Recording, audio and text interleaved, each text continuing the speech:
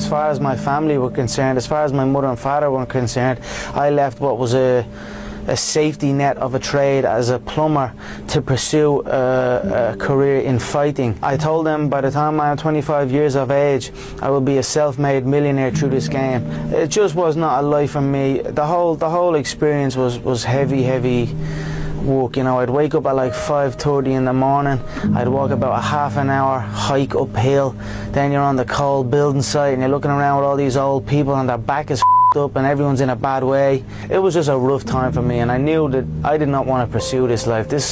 Why do this? Why work to the grave? You know what I mean? This is not what life is meant to be. So I left and I quit and I went home and I told my father, I said, there's not a hope in hell you're going to ever get me back on that building site again.